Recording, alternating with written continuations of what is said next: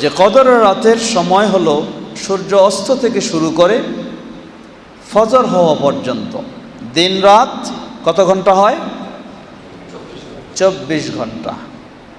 কদরের রাতের সময় 24 ঘন্টা নয়, 12 ঘন্টাও নয়।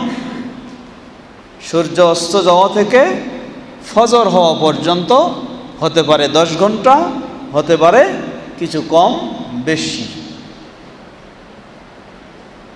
তাহলে এই অংশটুকু একটি গুরুত্বপূর্ণ বিষয় আমাদেরকে স্মরণ করে দিচ্ছে। আজকে যারা বিশ্বব্যাপী একদিনেই সিয়াম পালনের আন্দোলন শুরু করেছেন, তারা কিছু খরা যুক্তি দাঁড় করে। খরা যুক্তি কি?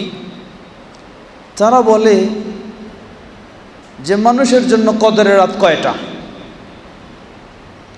আমরা যদি উদাহরণস্বরূপ সৌদির একদিন পরে সিয়াম শুরু করি, তাহলে আগের রাতে হবে তাদের কাছে কদরের রাত বেজর হিসাবে খুঁজলে, আর পরে হবে আমাদের কাছে কদরের রাত বেজর হিসাবে খুঁজলে, যেহেতু একদিন পরে আমরা শুরু যদি করি চাঁদ দেখে।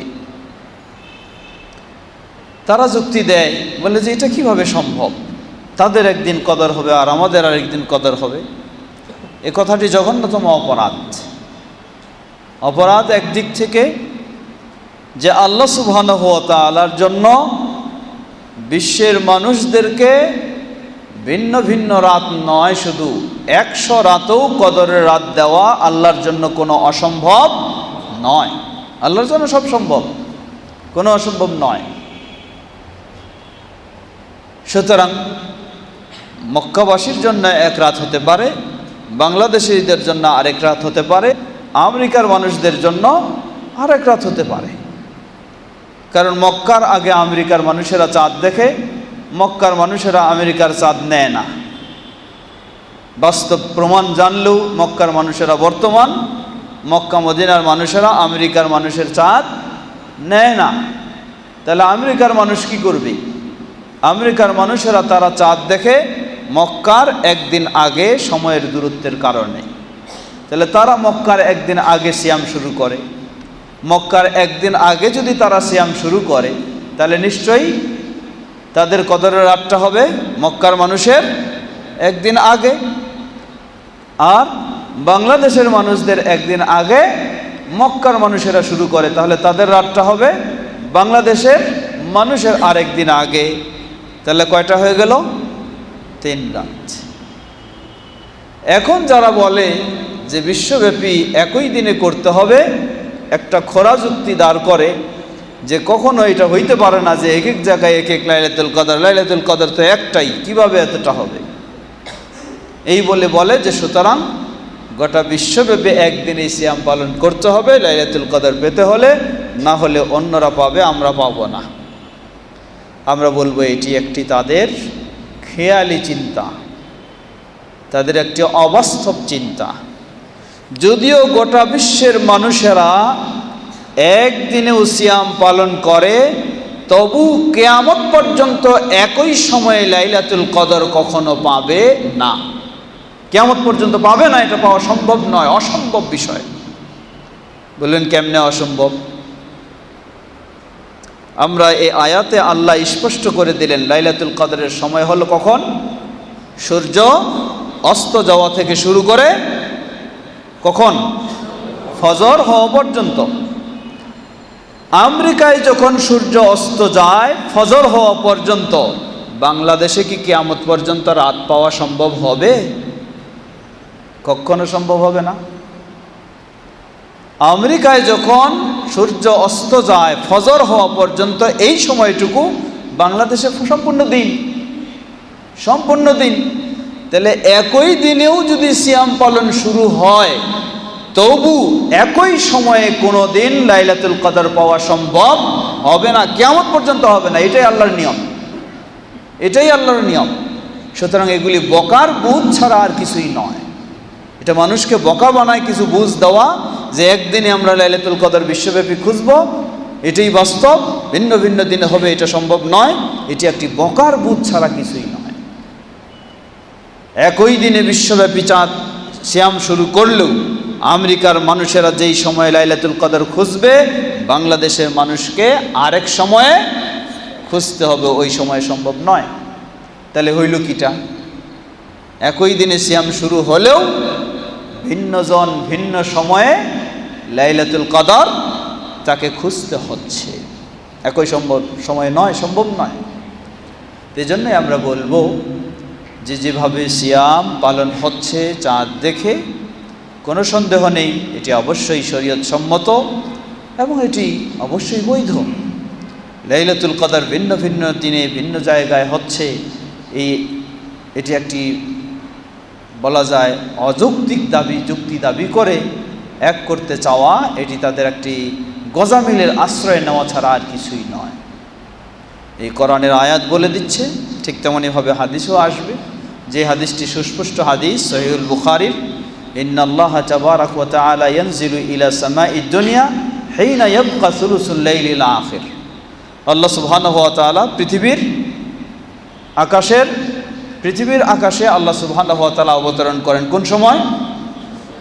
প্রতি রাত্রে যখন 1/3 বাকি থাকে। আর সেই সময়টা আল্লাহ সুযোগ করে দেন, কে আছো আমার কাছে চাইবে আমি তাকে দেব, কে আছো রেজেক্ট চাইবে তাকে আমি রেজেক্ট দেব, কে আছো আমার কাছে সাহায্য চাইবে আমি তাকে সাহায্য দেব, কে আছো আমার কাছে ক্ষমা চাইবে আমি তাকে ক্ষমা করব। সেই সময়টা কখন? এটা কার জন্য সুযোগ? এখানে যদি একটা যুক্তি দাঁড় করা হয় যে পৃথিবীর সকল জায়গার জন্য এই রাতের শেষ তৃতীয়াংশ এক সময় নয়, তাহলে কি দাঁড়ায়? যেহেতু এক সময়ে নয়, বাংলাদেশে এক সময়, সৌদিতে আরেক সময়, আমেরিকায় আরেক সময়, তাহলে বোঝা যায় যেন সেই সময়টা কি 24 ঘন্টার মধ্যে জায়গা হিসাবে ঘুরতে থাকে। এখন কেউ যদি একটা অযৌক্তিক যুক্তি দাবি করে, কি বলে যে তাহলে কি আল্লাহ সুবহানাহু ওয়া তাআলা 24 ঘন্টায় পৃথিবীর আসমানে অবতরণ করে আর এই ঘোষণা দিতে থাকেন? জবাব কি? জবাব, যদি তাই হতে হয় তাই হতে পারে, যদি সেটাই হতে হয় তাহলে সেটাই হতে পারে, আল্লাহর জন্য অসম্ভব নয়। কেন অসম্ভব নয়? এজন্যই, এবং এটাই হতে পারে। কিন্তু আমরা সেই অযৌক্তিকের বিষয়ে যাব না, আমরা সহজভাবে যাব। আল্লাহ সুবহানাহু ওয়া তাআলা আমাদেরকে যেই সুযোগের কথা বলেছেন, যেই সময়ের কথা বলেছেন, আমরা সেই সময়ে সেই সুযোগটা নেওয়ার চেষ্টা করব। অর্থাৎ আমাদের জায়গায় যখন রাতের শেষ তৃতীয়াংশ আসবে তখন আমরা সেই সুযোগটা নেব। অন্যের কাছে রাতের শেষ তৃতীয়াংশ কখন আসে না আসে সেটার জন্য আমাদের দুশ্চিন্তার কোনো বিষয় নেই। আল্লাহু তাআলা আ'লাম। সেদিকে আমরা দীর্ঘ করছি না, তবে বলছি, এতটুকু বলতে পারি, এই শেষের আয়াতটি আমাদেরকে বলে দিচ্ছে বিশ্বব্যাপী লাইলাতুল কদর পাওয়ার জন্য একই দিনে সিয়াম পালনের যে আন্দোলন, এর পক্ষে যে যুক্তি দাঁড় করা হয়, এটি একটি তাদের অবাস্তব যুক্তি এবং বোকামির যুক্তি ছাড়া আর কিছুই নয়। আল্লাহু তাআলা আ'লাম। এখানে হাদিস নিয়ে এসেছেন ইমাম বুখারী রাহিমাহুল্লাহ, عن أبي هريرة رضي الله تعالى عنه عن النبي صلى الله عليه وسلم قال من صام رمضان إيمانا واحتسابا غفر له ما تقدم من ذنبه ومن قام ليلة القدر إيمانا واحتسابا غفر له ما تقدم من ذنبه। সুপ্রসিদ্ধ হাদিস, সাহাবী আবু হুরায়রা রাদিয়াল্লাহু তাআলা আনহু তিনি বর্ণনা করছেন, রাসূল সাল্লাল্লাহু আলাইহি ওয়াসাল্লাম বলেন, মান সামা রমাদানা ঈমানান ওয়া ইহতিসাবা গুফিরা লাহু মা তাকাদ্দামা মিন যামবিহি। যে ব্যক্তি ঈমানের সাথে এবং সওয়াবের আশায় রমাদানের সিয়াম পালন করবে, তার অতীতের অপরাধগুলিকে ক্ষমা করে দেওয়া হয়। ওয়া মান কামা লাইলাতুল কদরি ঈমানান ওয়া ইহতিসাবা গুফিরা লাহু মা তাকাদ্দামা মিন যামবিহি। যে ব্যক্তি ঈমানের সাথে সওয়াবের আশায় কদরের রাতে কিয়াম করে, কদরের রাতে ইবাদত করে, গুফিরা লাহু মা তাকাদ্দামা মিন যামবিহি, তাহলে তার অতীতের গুনাহগুলিকে ক্ষমা করে দেওয়া হয়। সুবহানাল্লাহ।